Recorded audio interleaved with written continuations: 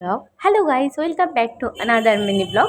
তো হ্যালো সবাইকে, আজকে আমি যাচ্ছি দীঘা। তো আমি ফার্স্টেই রাত্রেবেলা একটা লাস্ট মেট্রো ধরে চলে এসেছি হাওড়া, যেহেতু সবাই হাওড়াতেই ওয়েট করছে। তো আমি আবার ওদের সাথে ঘুরে ফিরে ধর্মতলা যাই।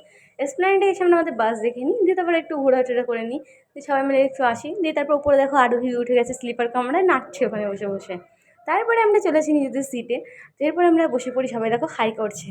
তো এরপরে বাস ছেড়ে দেয় গন্তব্যের উদ্দেশ্যে। তো এরপরে দেখো আমরা সকাল সকাল দেখো লাইটও বন্ধ করে দেয়। এবার রাত্রিবেলা খাওয়া দাওয়া করে নিই, চাউমিন, ছোলা, আরও ভাজা, টুকিটাকি স্ন্যাক্স খাই।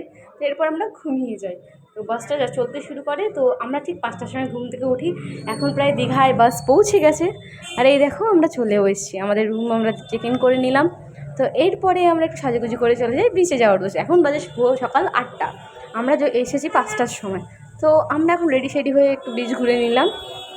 তো যাওয়ার জন্য আমি, মামুনি, আরোহী সবাই রেডি হয়ে গেছে। এবার দেখো সবাই যাচ্ছে, এই যে চলে এসেছি বিচে। তো বিচে এখন আপাতত সকালের ভিউ খুবই ভালো। এবার আমরা নেমে চলে যাচ্ছি সমুদ্রের কাছে। তো ওইদিকে দেখো আলোর জন্য কত সুন্দর লাগছে, একদম রূপালি। তো এরপরে আরোহী দেখো ঢেউ আসছে, ভয় পেয়ে যাচ্ছে। তো আমি ওখানে দাঁড়িয়ে একটু সমুদ্রের ভিউ নিচ্ছিলাম আর একটু মজা করছিলাম। আর জল আসছিলো, খুবই ভালো লাগছিলো।